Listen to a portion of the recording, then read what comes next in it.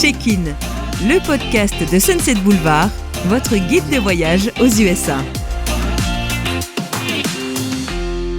Bonjour à tous et bienvenue dans ce nouvel épisode de Check-in, le podcast qui vous aide à bien préparer votre road trip aux USA. C'est le 4e épisode aujourd'hui des aventures de Johanna dans le sud-ouest américain en mai-juin dernier entre Los Angeles et Santa Fe. Salut Johanna. Salut Jean-Christophe. Et aujourd'hui on se retrouve à Tucson, Arizona. Premier contact avec cette région magnifique de Tucson, vraiment sympa. En fait, on avait réservé 2 nuits dans un camping qui se situe dans le parc d'État de Catalina. Donc, c'est un petit parc au pied des montagnes, au pied même du Lemon Peak, qui est une montagne assez haute de la région de Tucson. Donc, on est arrivé là-bas, on a posé notre tente dans un camping. Alors, je me répète, très bien achalandé aussi, avec de grands espaces, on n'est pas les uns sur les autres. C'est vraiment, ça c'est très classique aux États-Unis globalement, on n'est pas les uns sur les autres. On peut être dans un camping plein et ne pas se sentir submergé par les autres, donc c'est plutôt sympa. Donc on a posé notre tente et ensuite on était parti à la découverte de ce parc que je ne saurais que conseiller à 100%, vraiment un petit parc sympa avec des belles randonnées, au milieu des montagnes, au milieu des cactus et avec un petit ruisseau qui passe en contrebas. Vraiment un coup de cœur, avec une faune très importante, des oiseaux, des serpents bien sûr, des coyotes, vraiment sympa comme découverte. Donc on a fait une randonnée là au coucher du soleil, toujours, qu'on aime bien. On aime bien marcher quand le soleil décline parce que les couleurs sont magnifiques. Et là encore, une bonne expérience de camping. La petite anecdote, c'est qu'on s'est retrouvés sur un emplacement à côté d'un couple de Français. Donc on a pu discuter avec eux et en fait il s'est avéré que c'était alors je crois qu'ils étaient retraités et en fait ils venaient régulièrement dans ce parc pratiquement tous les ans de mémoire. Donc c'est assez surprenant parce que c'est quand même pas un lieu, c'est assez excentré de tout quoi. Et en fait c'était des photographes et ils étaient spécialisés dans la photo de serpents. Ah oui. Ouais, et du coup, ils venaient ici parce qu'il y avait beaucoup d'espèces de serpents, et notamment les crotales, et que c'était un endroit où ils arrivaient plus facilement à les repérer. Donc, en fait, ils étaient là pour quelques jours, et leur objectif principal, c'était de pouvoir prendre en photo un crotal. D'accord. Voilà, assez étonnant comme hobby, oui. Mais pourquoi pas. Et du coup, c'était assez étrange parce que je me rappelle d'un matin, je reviens de la guérite de douche, là. Et puis, je vois Solène près de la voiture. Je dis, qu'est-ce qui t'arrive et tout. Elle me fait, il y a un serpent qui vient de passer, un crotal énorme. En fait, il venait de traverser notre emplacement. Et moi, les serpents, c'est vraiment pas mes amis. Donc, j'étais pas très sereine. Et en fait, je voyais ce couple, où elle les avait prévenus. Elle avait dit, je viens de voir un crotal. Il s'est dirigé vers votre emplacement. Et il y avait des hautes herbes qui séparaient nos 2 emplacements, et je vois l'homme partir dans les hautes herbes, en claquettes, short, main nue, peur de rien, quoi. Et je dis, mais vous savez que c'est quand même dangereux, les crotales. Il me dit, non, mais vous inquiétez pas, je maîtrise, je connais, il n'y a pas de souci, je me mets pas en danger. Enfin, je le trouvais quand même assez audacieux, parce que vraiment, il n'y avait aucune protection, quoi. Et en fait, il repère le serpent, et puis il dit, et il y va à main nue. Et je dis, mais il est fou. Il le prend à main nue, quoi. Enfin, il le soulève comme ça. Et je me dis, mais vraiment, il est complètement fou. Enfin, il a aucune notion du danger.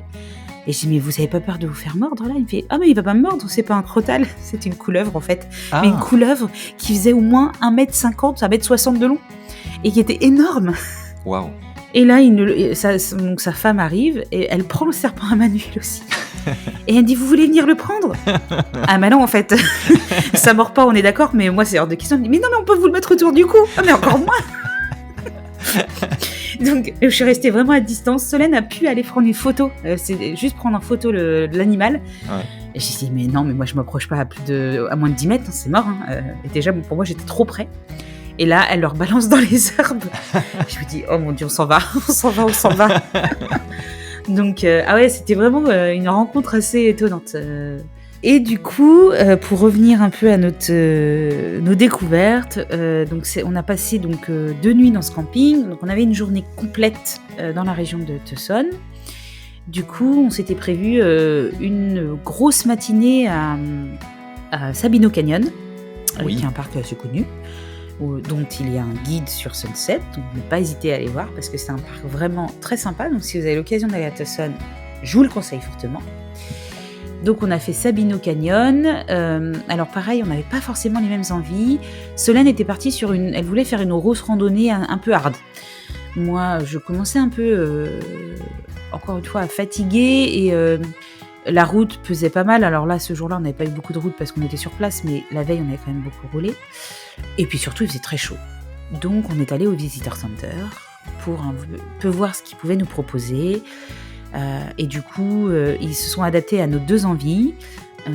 Ils ont proposé une super rando à Solène qu'elle a adoré. Elle en a bavé, donc j'ai bien fait de pas la suivre parce que c'est une bonne marcheuse. Et je me dis que si elle en a galéré, si elle a galéré, je me dis que moi je n'aurais jamais réussi à le faire. Donc voilà. Donc du coup ils m'ont proposé ça. Et puis en fait moi je voulais faire quelque chose d'un peu plus soft, mais je voulais quand même marcher. Donc il m'avait conseillé de prendre le shuttle pour aller au fond du canyon. Du coup, il y a un shuttle qui emmène les gens au fond du canyon et l'idée c'est soit de repartir à pied, de redescendre tout à pied, soit de reprendre le shuttle en sens inverse. Et moi, je me suis dit, j'allais rentrer à pied, donc il y avait 7-8 km à peu près. Donc c'était plutôt pas mal, un entre-deux, avec pas trop de dénivelé, pas du tout quasiment, parce que le shuttle monte et du coup on redescend le canyon après. Donc ça c'était plutôt cool. Et au bord de la rivière, donc c'était quand même, il y avait des moments de fraîcheur, c'était plutôt sympa.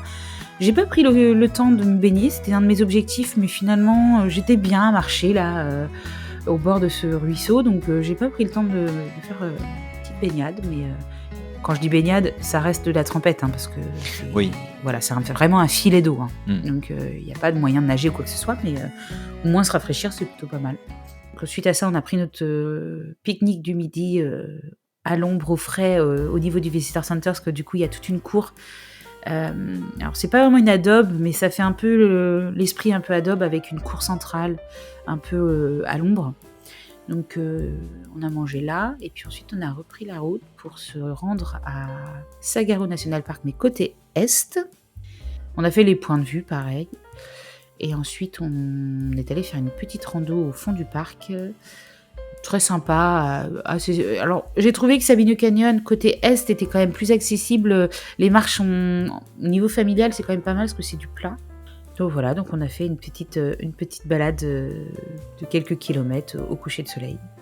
Et dont une partie était sur une zone un peu pavée pour les gens en mobilité réduite. Oui. Et ensuite, on pouvait faire l'aller-retour, donc comme ça, ou sinon on pouvait faire une boucle, ce qu'on a fait nous, et on revenait par le lit de la rivière, le Wash. Donc c'était sympa de marcher au milieu de... Enfin, il était à sec, mais de marcher dans le wash une partie. Il faut avoir les mollets bien musclés, parce que marcher dans le sable, c'est pas simple. Mais c'était sympa. Ouais. Du coup, le lendemain, on avait prévu de rejoindre Chiricahua National Monument, qui est un parc à l'extrême est, vraiment à la frontière avec le Nouveau-Mexique. Mais sur la route, on s'était dit, ça serait bien qu'on se fasse un petit arrêt, parce que la route était un peu longue. Et on avait vu qu'il y avait la Coronado National Forest, qui avait l'air sympa. Donc on s'était dit qu'on allait se faire un petit arrêt là. Et en fait, on a roulé. On n'a jamais vu d'accès à cette forêt. J'étais un peu désespérée. J'ai dû mal faire mes recherches. Pour la petite anecdote, c'est que c'est un voyage qu'on a préparé très rapidement, puisqu'on s'est décidé à peine 2 mois avant de partir. Et du coup, j'avais pas, je pense, assez bien peaufiné. Là, on en revient à ce qu'on disait la semaine dernière, où c'est important des fois aussi de bien anticiper, de bien repérer ce qu'il y a à faire sur la route et tout ça. C'est bien de laisser de la place à l'imprévu, mais des fois, c'est bien aussi d'avoir quand même pas mal de choses de préparer. Parce que là, du coup, on s'est retrouvés à rouler sans avoir forcément d'arriver à trouver notre but, en fait. Du coup, on s'est arrêté sur le bon côté de la route et on s'est dit, qu'est-ce qu'on fait ?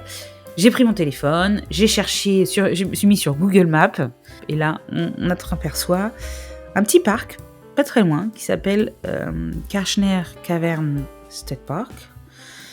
Et du coup, on se dit, on sait pas trop à quoi s'attendre, on va aller voir. Et encore une fois, bonne pioche, on est tombé dessus. Alors, pour la petite anecdote, il s'est avéré que quand j'ai préparé mon voyage, j'avais fait du coup un topic de conversation sur Sunset, sur le forum, où j'avais parlé de cette étape-là, et Zaius, notre grande Zaius, Oui. m'avait conseillé ce parc, et je ne l'avais pas repéré, je l'avais pas noté, je m'en souvenais même pas, enfin je l'avais même pas du tout intégré. C'est en regardant à distance, en étant revenue, que j'ai vu qu'elle me l'avait conseillé. Donc elle en avait entendu parler, en tout cas elle. Donc voilà, donc du coup on est arrivé dans ce parc-là. Et gros coup de cœur aussi, un petit parc pareil, pas du tout touristique, il n'y avait personne. Et on a commencé notre rando. On a fait la rando classique du parc, une boucle qui s'enfonce dans les montagnes. C'est un parc d'État qui propose des visites de cavernes. Et je pense que la plupart des visiteurs se concentrent là-dessus. Et du coup, nous, on avait choisi plutôt l'inverse, on voulait marcher. Donc en fait, nous, on a plutôt fait une randonnée, on n'a pas visité les caves. Donc on est allé dans un parc réputé pour ses caves et on n'a pas visité les caves. Voilà. Bon, on a fait une très très belle rando, c'était vraiment sympa, on a adoré, on en a bien profité. Encore une fois, on a chacune fait un peu en fonction de nos envies. Donc moi j'ai fait une boucle, Solène s'est rajouté une petite boucle à côté. Et ensuite, on s'est retrouvés pour prendre notre repas le midi et reprendre la route pour rejoindre Chiricahua. Où alors là, on a changé complètement de décor. C'était assez étonnant. Donc, c'est un parc qui est situé en altitude et qui est composé, on pourrait le comparer un peu à Bryce Canyon, mais moi, je trouve pas tant que ça. Donc, avec beaucoup de roches grises au milieu de la forêt. Et donc, un parc qui est en altitude et du coup, gros changement de température. Parce qu'on passait des 35-40 dans la région de Tucson à peine 20 degrés à Chiricahua. J'ai trouvé que c'était un arrêt sympa sur la route de notre prochaine étape. C'était vraiment une petite pause vraiment sympa et on y a passé une après-midi, un début de matinée. Et, je ne suis pas ressortie frustrée. Je pense que ça m'a suffi. Je pense que Solène aurait aimé approfondir un peu plus parce que du coup, elle n'a pas pu faire de grosses randos à cause du temps. On y serait resté, le lendemain, il faisait meilleur. Donc, mais on avait notre étape qui nous attendait et une étape qu'on attendait avec impatience. Je fais du teasing. Un camping en pleine forêt cette fois-ci, donc ça changeait de nos précédents campings en plein désert. Donc voilà pour ce camping, et du coup, le lendemain matin, on a été faire les points de vue qu'on avait fait la veille sous les nuages. Donc comme là il faisait beau, ça rendait pas tout à fait la même chose. Donc c'était sympa d'avoir les deux visions. Et on a repris la route, longue route, pour traverser une partie du Nouveau-Mexique cette fois-ci. Oui. Et pour rejoindre White Sand National Monument, qui est situé vraiment au sud du Nouveau-Mexique, presque sud-est d'ailleurs.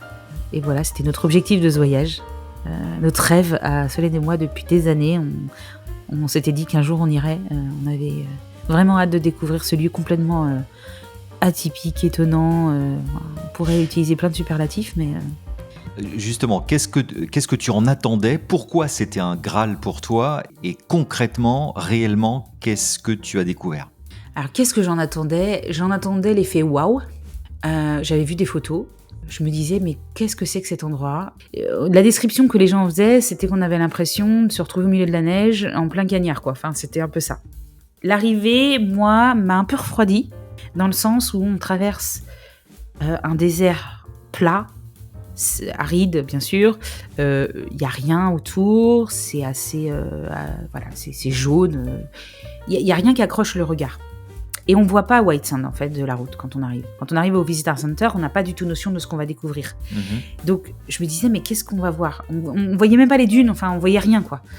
Et je me dis, mais en fait ça va être un tout petit truc. Du coup mon arrivée c'était vraiment ça, c'était toute cette route pour ça. Je vais en ressortir déçue. Bon, pas du tout. J'ai vraiment eu un coup waouh. Là, pour le coup, j'ai eu l'effet waouh dès notre arrivée. Donc, on s'est arrêté au Visitor Center, comme d'habitude. Là, on a été voir directement le ranger pour lui demander poser des conseils. Alors, lui demander des conseils, pardon. Il y a peu de randos proposés à White Sand. De mémoire, il y en a 3 ou 4.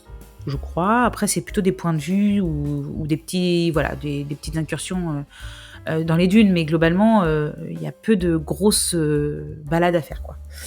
Et donc, quand on est arrivé, la première qu'on a fait, donc c'était vraiment le tout début, donc on est déjà dans les dunes de sable, mais il y a encore un peu de verdure.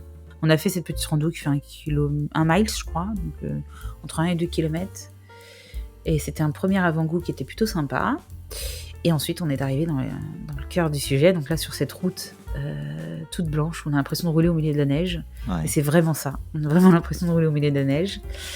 C'est assez déstabilisant. On perd tous ses repères, j'ai trouvé. Dans ce parc, c'est vraiment la perte de repères parce qu'il n'y a plus rien. Notre regard, il n'est plus accroché nulle part. Et en ça, c'est une expérience à vivre, je dirais. Et du coup, on a commencé la rando, là, dans les dunes. C'est marrant parce que c'est une rando où se mêlait l'excitation d'être sur le lieu et en même temps la crainte liée à ce lieu. Parce qu'on a tous en tête les drames qui ont pu ont eu lieu là-bas. Il y a eu quand même des gens qui y ont laissé leur vie. Et puis surtout, on n'a plus aucun repère, quoi. Les seuls repères qu'on a, c'est les petits poteaux qui mettent de manière assez régulière pour quand même notre regard puisse s'accrocher à quelque chose. C'est déstabilisant, quoi. Hein. Ouais, complètement déstabilisant. Donc, on a marché comme ça. Donc, encore une fois, Solène a continué son chemin. Moi, j'ai préféré rebrousser. D'une part parce que c'est quand même fatigant de grimper les dunes. On marche pieds nus. Hein, ça aussi, c'est atypique parce qu'on s'imagine les dunes, le cagnard, il faisait très chaud. Mais le sable, il est froid, en fait. Ouais. Donc, et c'est ça aussi qu'il faut faire attention, c'est que le soleil se reflète et on peut vite se déshydrater. On n'a pas la sensation de chaleur quand on est sur le sable, en fait. Et donc, moi, j'avais décidé de rebrousser chemin. Donc, j'ai pris mon temps à marcher au milieu des dunes. Je voyais les gens un peu partir dans tous les sens. Je me dis, ils n'ont pas peur de se perdre. Parce que moi, à plusieurs reprises, il a fallu que je rebrousse chemin pour retrouver. Hein. Parce que même avec les petits piquets, il y a des fois, en fait, on les repère pas. Parce qu'il suffit que la luminosité soit... en fait, qu'on soit dans la luminosité ou j'en sais rien. Bref, il y a des moments où je les repérais pas. Donc, j'étais obligée de tourner un peu pour les retrouver. Mmh. Donc ça aussi, c'est assez déstabilisant et assez un peu effrayant par moments quand même, quand on est seul.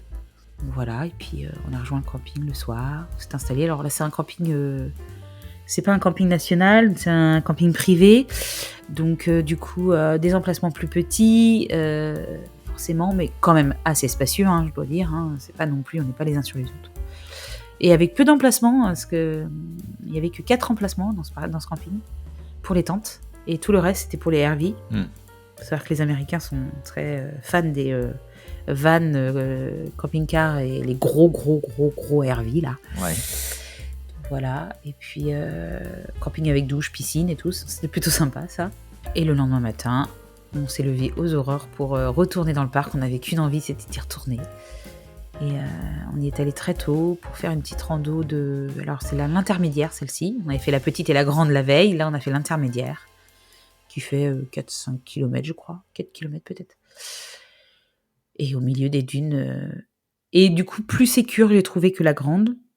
Qui donne quand même un bon aperçu. On se retrouve quand même au milieu des dunes blanches avec pareil la sensation un peu de perte de repères mais moins présente parce que comme elle est moins longue, les piquets, on les repère plus facilement. Donc, il n'y a pas eu cette sensation de où est-ce que je suis, où est-ce qu'elle est la prochaine étape, quoi. Oui, d'accord.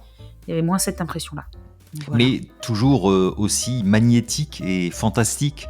Oh, toujours aussi fantastique. Ah, non, vraiment, c'était compliqué de repartir. Eh bien, c'est sur cette image d'un désert minéral hypnotisant et incroyable qu'on va se laisser, Johanna. On se retrouvera la semaine prochaine pour le 5e épisode de tes aventures dans le sud-ouest américain. Et cette fois-ci, on sera dans la région de... Santa Fe. Au Nouveau-Mexique, donc. Au Nouveau-Mexique, toujours, oui, mais plutôt au nord cette fois-ci. N'hésitez pas à vous abonner à Check-in, on se retrouve mardi prochain. N'oubliez pas de laisser un petit commentaire ou une question à Johanna, elle se fera un plaisir de vous répondre. À mardi, et d'ici là, prenez soin de vous. À mardi.